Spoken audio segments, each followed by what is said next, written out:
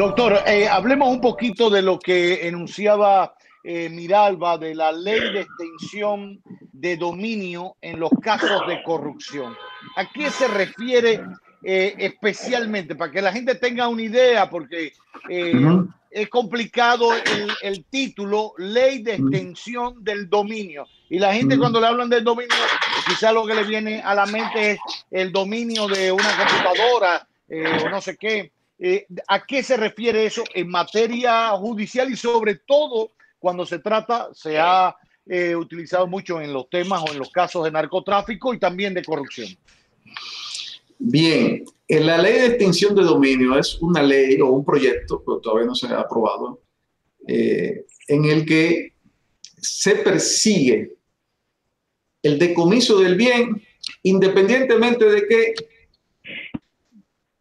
el hecho por el cual a la persona se le acusa haya sido definitivamente sentenciado o juzgado o decidido. Es decir, que a Juan Pérez, no, fue acusado, por ejemplo, doctor, Natanael, sí, que es rico, millonario. Natanael. Le abren un proceso por corrupción, no sé qué. Él tiene varias propiedades en Elías Piña, una finca, una casa, 3 casas en Punta Cana, no sé qué. Bien, como ya se ha presentado el caso de él ante un juez, le caen como hormiga a Tambocha y le retienen todas esas propiedades. ¿Ok? Sí, perfecto. Y avanza el proceso. Al final del proceso, Natanael, un hombre de su familia, cristiano, se da el golpe del pecho, todo. Fue una falacia lo que inventaron. ¿Qué pasa con esas propiedades que 3 años atrás, porque los procesos son largos, mira el de los Tucanos, ¿cuántos años lleva? 3 años atrás le habían confiscado dentro del proceso. ¿Qué pasa? Y que no cuidaron posiblemente propiedades. No, eso no campos, se puede tocar. A veces campos, no se puede tocar. Campos que ya no producen, que hay que no sé qué, quizá algún bien de lujo, como un vehículo de lujo que no se pudo tocar y que está ahora, al no estar en uso. ¿Qué pasa con todo eso? O sea, te devuelven todos esos trastes, todo solamente por haber sido señalado. Perfecto, vamos por partes. Hay que señalar primero lo que se está aplicando actualmente, ¿okay? Y luego lo que es la ley o el proyecto de la ley de extinción de dominio. ¿Okay? Actualmente se embargan, se le hacen lo que se llama medidas de coerción reales, porque son sobre bienes, ¿okay? Inmuebles o cosas, hasta tanto se decida la suerte penal, ¿okay? De ese imputado y de sus bienes, para después, a través de esa sentencia o en virtud de esa sentencia, que lo condena a 20 años o a 30 años por tales hechos. Entonces, en virtud de eso, pues, se le decomisan esos bienes. Pero hay que esperar que termine el proceso de forma definitiva, ¿ok? Que transcurra primera instancia, segundo grado, Corte, Suprema Corte de Justicia, como dijimos, 3 o 4 o 5 años en ese proceso. Y luego, pues, entonces, se va en contra de los bienes. Esa es la legislación, el procedimiento actual. Ahora bien, si se aprueba de forma definitiva esta ley de extinción de dominio, no tiene nada, o sea, no tiene que esperar la decisión penal donde se condene a un individuo por corrupción.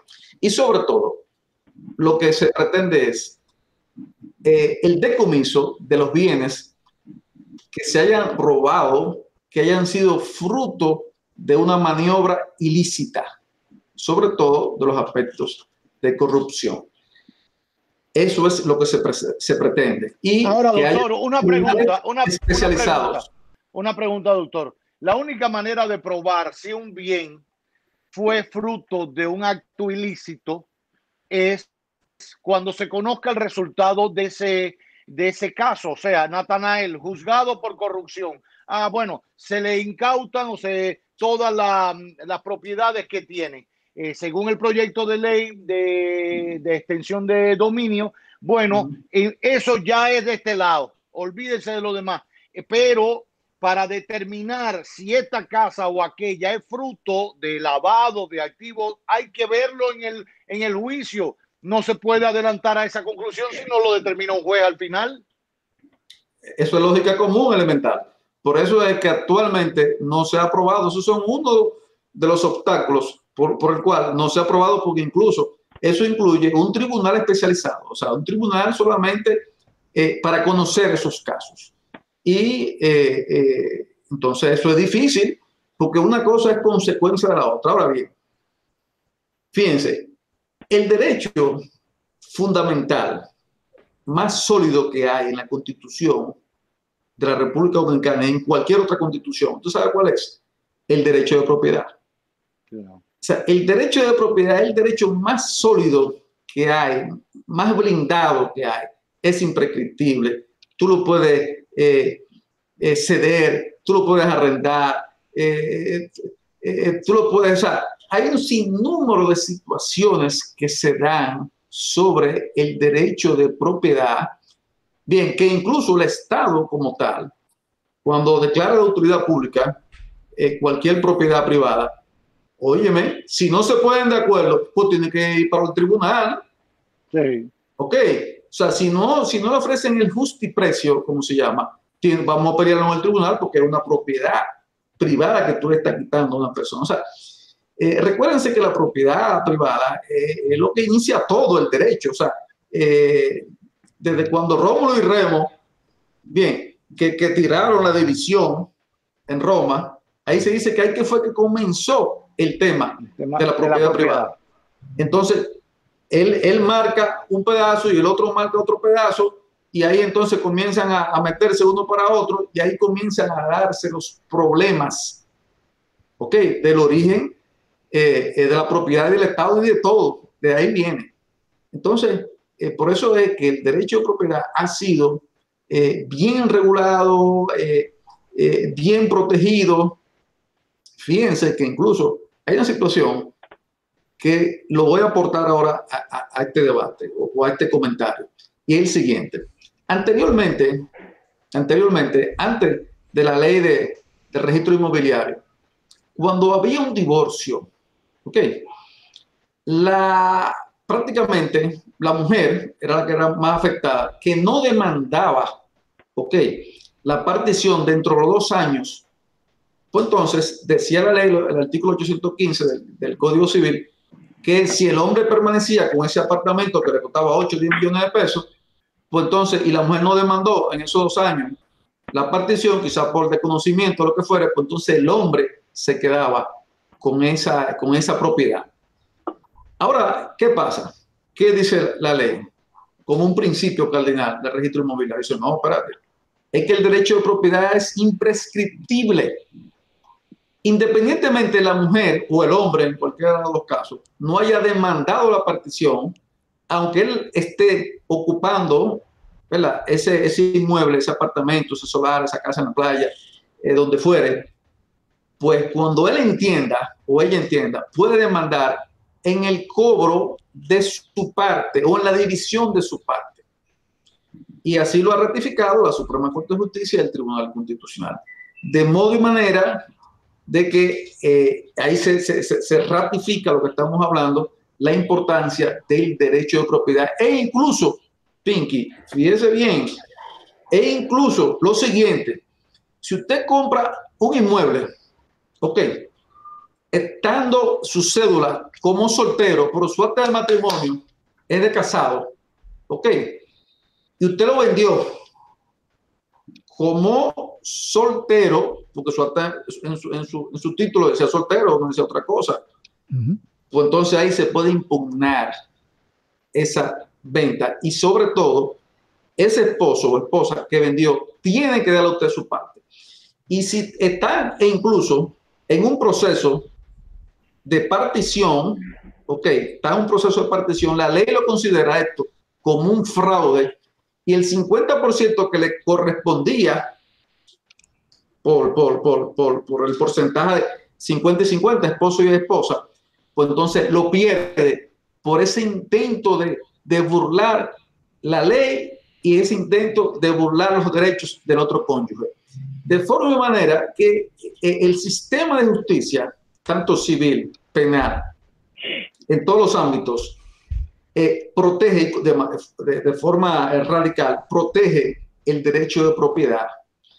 Ahora, Así doctor, que, una pregunta, y por último sobre este tema. Se han dado casos, por ejemplo, de expedientes que comienzan acá y que de alguna manera concluyen en Estados Unidos porque, sobre todo en el tema del narcotráfico, porque, bueno, el Estado americano considera que el hecho de traficar drogas hacia su territorio es la consumación del delito. O sea, el tránsito por aquí es una parte, pero el hecho de comercializar la droga ya, de venderla en una red, de afectar a las personas con la venta de esa droga, es la consumación del delito, y por eso reclama a ciertas personas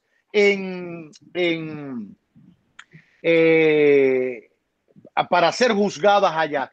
Ahora, como allá hay otro sistema judicial que permite la negociación del acusado o del imputado con la autoridad judicial, usted colabora, yo le rebajo la pena, usted aporta esto, yo le ayudo con esta historia, e incluso se plantea que, y ha ocurrido, que si usted colabora o llega hasta esto y este punto, bueno, le devolvemos parte de sus propiedades. Ahora bien, esas propiedades habían sido confiscadas en territorio dominicano bajo otra ley, y por eso es que viene la contradicción y llama la atención.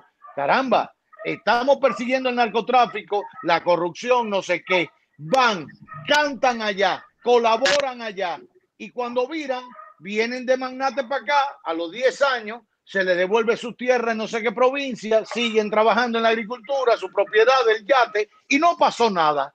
No hay ahí una contradicción, no hay un tema que arreglar ahí. claro, la ley o el proyecto, vuelvo y repetimos, de extinción de dominio, contempla esto, contempla que esos bienes incautados, pues, de otros países, ¿ok?, pues pudieran tener aplicación aquí en la República Dominicana. Pero lo que usted dice es grave, sí, pero es fruto del acuerdo y del sistema de justicia americano, que ellos premian mucho la colaboración. Por eso es que muchos imputados prefieren, cuando caen en una cosa de droga, dicen, no, a mí llévenme para allá, para donde los gringos, llévenme para allá porque voy a salir mejor de todo. Colaboro, me van a poner en una cárcel tremenda. Algunos que colaboran hasta le cambian la identidad y se meten para otro lado, y esto para preservarle la información que aportan, y en el peor de los casos te devuelven para acá a X cantidad de años y te devuelven todas las cosas en las que usted vivía, los carros y todo. Entonces, por eso muchos hacen aquí su aparataje, pero al final lo montan en el avión y se van para allá. Lo piden a grito. No, déjate de esto, olvídate de esta gente. Vámonos para allá, que allá donde se guarachea de verdad. Y termina el proceso así. Sí, a gran escala, los narcotraficantes pues deciden eso.